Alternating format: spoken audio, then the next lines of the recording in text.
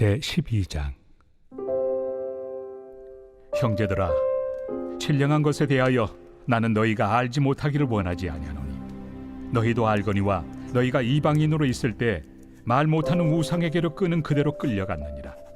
그러므로 내가 너희에게 알리노니 하나님의 영으로 말하는 자는 누구든지 예수를 저주할 자라 하지 아니하고 또 성령으로 아니하고는 누구든지 예수를 주시라 할 수 없느니라. 은사는 여러 가지나 성령은 같고 직분은 여러 가지나 주는 같으며 또 사역은 여러 가지나 모든 것을 모든 사람 가운데서 이루시는 하나님은 같으니 각 사람에게 성령을 나타내심은 유익하게 하려 하심이라.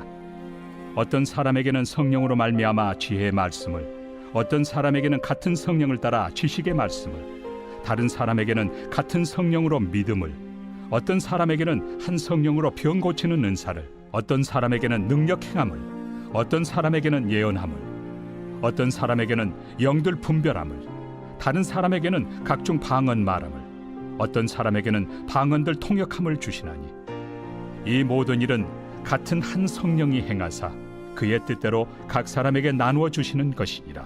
안녕하세요. 행복한 아침 묵상으로 인사를 드립니다. 여러분들은 설득을 다 해보셨나요? 이 어른들은 사람들을 만나면서 또 자녀들을 키우면서 해보셨을 것이고, 우리 어린 친구들은 친구들을 만나면서 또는 이 부모님께 용돈을 더 타기 위해서 한 번씩은 다 해보셨을 것입니다. 우리가 보통 어떤 상황에서 설득을 하게 될까요? 이 상대방의 결정이 옳지 않은 것을 내가 먼저 경험했거나 미루어 짐작하여 그 결과가 좋지 못할 것이라는 것이 예상될 때 우리는 상대방을 설득하기 시작합니다. 무엇인가를 해도 괜찮은 선택이라면 그냥 내버려 두겠지만 그 선택이 가져올 파장이 적지 않을 때 우리는 이 옳은 방향으로 이끌어가기 위해서 상대방을 설득하기 시작합니다. 우리가 잘 알고 있듯이 세상에는 이 여러 가지의 설득이 있습니다. 크게는 두 가지로 자신의 이익을 얻기 위해 하는 이 자기중심적 설득이 있고, 이 누군가의 선택을 돕기 위한 이타적 설득이 있습니다. 때로는 우리들도 이 개인의 이익이나 이 공공의 이익을 위해서 사람들을 설득해야 할 때도 있지만, 특별히 예수 그리스도를 믿는 우리들이 해야 할 설득은요, 이 수많은 사람들에게 예수 그리스도를 보여줄 수 있는 이 섬김의 설득을 해야 하는 줄로 믿습니다. 우리의 설득으로 예수 그리스도를 보여주고 다른 사람들을 살리고 살아나게 하는 설득, 바로 섬김의 설득을 하는 저와 여러분들이 다 되시기를 예수님의 이름으로 축복합니다. 말씀드린 것처럼 우리는 모두 다 예수 그리스도를 직간접적으로 보여줄 수 있는 이 섬김의 설득을 하며 살아야 합니다. 우리가 이 섬기는 설득을 하기 위해서는요, 우리들 또한 이 섬김의 설득을 당해야 합니다. 그렇다면 우리들은 이 누구에게 섬김의 설득을 당해야 할까요? 바로 성령을 통해서 설득당해야 합니다. 매일 성령 하나님의 인도하심과 성령의 권면을 따라 성령의 설득에 따라 살아가야 하는 것입니다. 우리가 성령에게 충만히 설득되어질 때 우리 또한 사람을 살리는 섬김의 설득을 할 수 있는 사람들이 다 될 줄로 믿습니다. 오늘 본문에도요, 이 성령의 설득으로 충만하여져서 섬김의 설득을 하는 인물이 등장합니다. 여김없이 바울입니다. 바울은 이 성령의 설득으로 충만하여진 사람입니다. 우리가 너무나도 잘 알고 있듯이 이 바울은 다메섹 도상에서 예수님을 만난 이후로 이 성령의 설득을 통해 완전한 새 사람이 되었습니다. 성경은 그런 바울이 어떤 설득을 당했는지 이야기합니다. 사도행전 9장 17절은 이렇게 말씀합니다.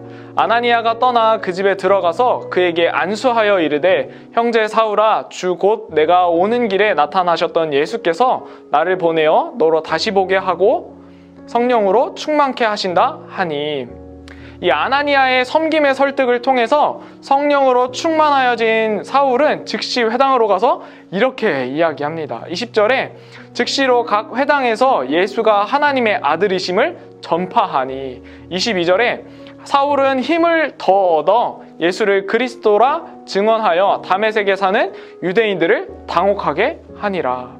성령에 설득당한 바울은 자신이 가는 곳곳마다 복음을 전하는 성령의 사람이 되었습니다. 저는 저와 여러분들이 다 이런 성령으로 설득되어지는 성령의 사람들이 되시기를 소망합니다. 사람을 죽게 하고 무엇인가 더 빼먹고 어떻게 하면 나의 이익을 취할 수 있을까 고민하며 다른 사람을 죽이는 설득을 하는 사람들이 아니라 성령으로 충만하여져서 사람을 살리는 설득을 통해 나도 살고 남도 살리는 성도님들이 다 되시기를 예수님의 이름으로 축복합니다. 성령으로 충만한 바울은 오늘도 역시 자신이 세운 고린도 교회를 향해 이렇게 설득하고 있습니다. 오늘 본문에 등장하는 고린도 교회는 앞전까지만 해도 여러 가지 문제들이 있었습니다. 분파를 나누어 당을 짓고 음행을 행하며 우상 숭배를 하며 주의 만찬도 자기의 만찬으로 진행하는 이런 어리석은 모습들을 보였습니다. 여기에 오늘은 성령의 은사에 대한 부분에 시비가 있었던 것으로 보입니다. 우리가 잘 알고 있듯이 이 성령의 은사는 한 성령 안에서 경중이 없는 것이지만 고린도 교회 성도들은 그 은사 안에서도 경중을 나누었던 것으로 보여집니다.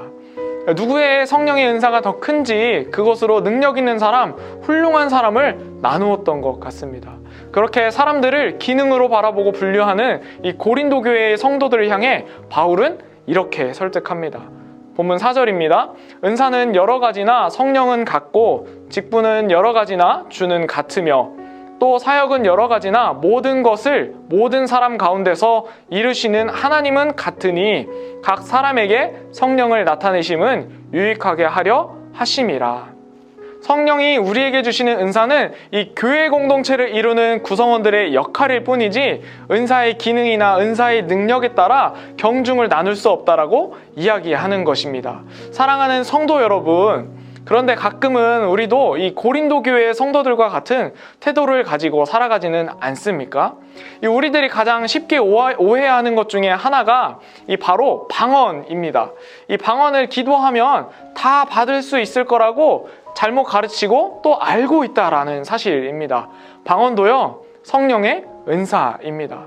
방언은 성령의 은사이기 때문에요, 각 역할에 맞게 수행할 수 있는 사람과 하지 못하는 사람으로 나뉜다는 것입니다. 그러나 방언을 못한다고, 할 줄 모른다고 문제될 것이 하나도 없습니다. 우리는 성령 안에서 성령의 은사들을 각자에 맞게 성령이 다 주시기 때문입니다. 특별하게 눈에 보이고 표면적으로 드러나는 것만이 성령의 은사라고 생각하는 우리들의 잘못된 인식이 문제인 것입니다. 누군가를 섬기는 마음을 많이 가진 것도 은사이며 다른 사람들보다 꼼꼼한 것도 성령의 은사인 것입니다. 우리가 가진 모든 능력들이 이 성령 안에서 교회 공동체를 세우는 일에 쓰이면 우리가 가진 모든 능력이 다 성령의 은사인 것입니다. 저를 따라 말씀하겠습니다. 성령의 은사는 공동체를 유익하게 하기 위함입니다. 내가 가진 능력을 자랑하기 위해 하나님이 내게 큰 은사를 주신 것이 아니라 성령 안에서 교회 공동체를, 그리스도의 몸된 교회를 교회로 만드는 일에 사용하라고 주신 선물인 것입니다. 에베소서 2장 8절은 이렇게 말씀합니다. 너희는 그 은혜에 의하여 믿음으로 말미암아 구원을 받았으니 이것은 너희에게서 난 것이 아니요 하나님의 선물이라. 고린도전서 12장 11절은 이렇게 말씀합니다. 이 모든 일은 같은 한 성령이 행하사 그의 뜻대로 각 사람에게 나누어 주시는 것이니라. 성령의 은사는 자랑하는 데 사용하는 것이 아니라 교회 공동체를 세우는 데에 필요한 여러분에게 주신 하나님의 선물인 것입니다. 여러분 기억하십시오. 우리들이 가진 성령의 은사는, 성령의 능력들은요, 한 성령 안에서 하나님의 뜻대로 우리들에게 주신 선물인 것입니다. 비교할 것도요, 비교할 수도 없는 것입니다. 우리 사랑하는 천안침미교회 성도 여러분, 은사는 한 성령 안에서 각기 사람에게 맞게 나누어 주시는 것입니다. 어떤 능력이 더 뛰어난 능력이라고 생각하여 우리가 욕심낼 필요도 없고요, 낙심할 필요도 없는 것입니다. 성령은 각 사람에게 맞는 능력을 우리 각각에게 부여해 주십니다. 여러분, 그럼에도 불구하고 우리들은요, 이 성령의 능력이 있는 사람이 되고 싶습니다. 그렇다면 우리가 어떻게 해야 할까요? 정답은 바로 이것입니다. 우리가 성령 안에서 준비해야 하는 것입니다. 성령님이 그 능력을 주실 수 있도록, 주신 능력을 이 교회 공동체를 위해 사용할 수 있도록 우리가 준비해야 된다는 사실입니다. 하나님은 우리가 가진 이 그릇의 크기를 보십니다. 은사의 경중으로 내가 중요한 사람, 내가 중요하지 않은 사람이라 생각하지 마시기 바랍니다. 우리 몸에 없어도 되는 장기는 하나도 없습니다. 그리스도가 교회를 몸에 비유하는 것이 바로 이런 이유입니다. 예수님 안에서 중요하지 않은 사람은 단 한 명도 없습니다. 우리가 모두 성령 안에서 한 교회로 부르심을 받았고 그리스도의 몸된 지체로서 교회를 구성하며 성령으로 충만하여져서 내가 어떤 은사를 가진 지체인지를 알고 우리 교회가 더욱더 건강한 교회로 거듭나는 교회가 될 수 있도록 준비하는 우리 모두가 다 되시기를 기도합니다. 이번 주 주일 말씀에 등장한 베드로처럼 이 부르심을 입은 후에도요, 요한은 뭐 하는데요? 라고 물어보는 이 엉뚱한 생각을 하며 살아가는 것이 아니라 그 나를 따르라 말씀하시는 그 주님의 음성에 순종하고 이 성령의 설득에 응답하여 한 성령 안에서 섬김의 설득을 통하여 말씀의 공동체, 기도의 공동체, 섬김의 공동체, 그리고 가장 중요한 사랑의 공동체가 되어 우리 손길이 필요한 이 지역사회에 선한 영향력을 끼치는 우리 모든 천안침례교회 성도님들이 다 되시기를 예수님의 이름으로 축복합니다. 기도하겠습니다. 사랑의 하나님 감사합니다. 오늘 이 말씀을 통하여서 우리가 성령으로 설득되어지는 사람들이 다 되기를 소망합니다. 우리가 성령으로 충만하여져서 오늘 하루를 살아갈 수 있는 힘을 주님으로부터 공급받게 하시고 우리가 성령으로 충만한 설득을 당하여 우리 또한 이 지역사회와 우리가 만나는 그 모든 사람들에게 하나님 성령의 설득, 섬김의 설득을 하며 살아갈 수 있는 오늘 하루가 되게 주님 도와주시옵소서. 오늘도 살아갈 힘을 공급하시고 우리에게 능력 주시는 그 주님과 동행하는 하루가 되게 하여 주시옵소서. 우리를 너무나 사랑하셔서 우리 가운데 함께 하시고 우리와 날마다 동행하시는 예수님의 이름으로 기도합니다. 아멘.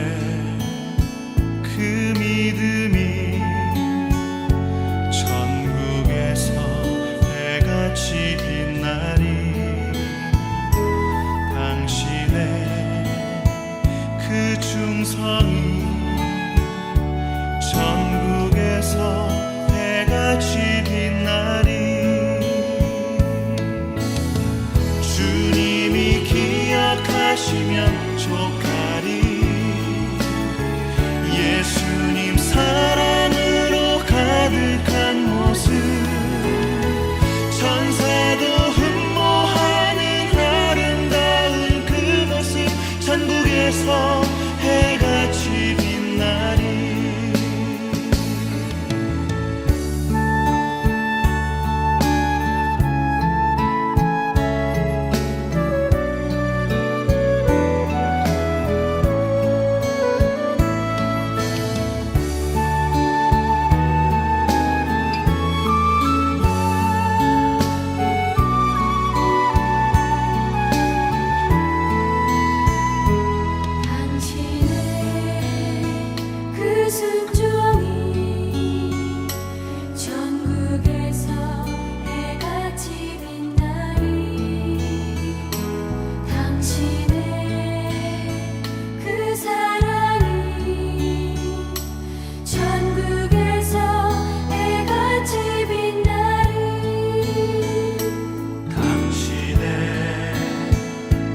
찬송이